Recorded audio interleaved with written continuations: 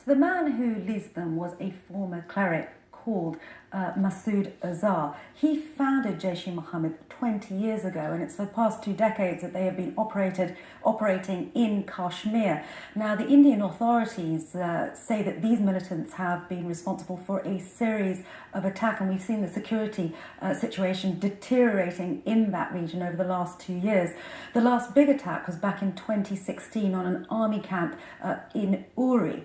In that attack, 17 Indian soldiers were killed, and the Indian government response at that time was to launch very targeted military strikes on Pakistani territory.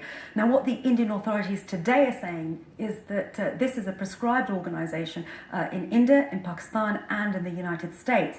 And what they want to happen next is for the United Nations to now list Azhar as a terrorist.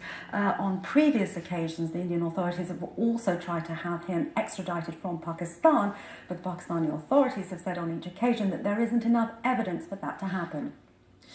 And what's been the Pakistani response? So the Pakistani authorities have called the Indian stance entirely irresponsible, and they say that they thoroughly condemn yesterday's attack. Now, it's worth pointing out that the Indian Prime Minister Narendra Modi today held a meeting of his security cabinet, and after that came out very strongly condemning yesterday's attack as heinous, as brutal, and calling the victims martyrs. He's gone on to say that, as you mentioned earlier, that the Indian authorities have what they call incontrovertible evidence that the Pakistanis knew the bombing was going to happen.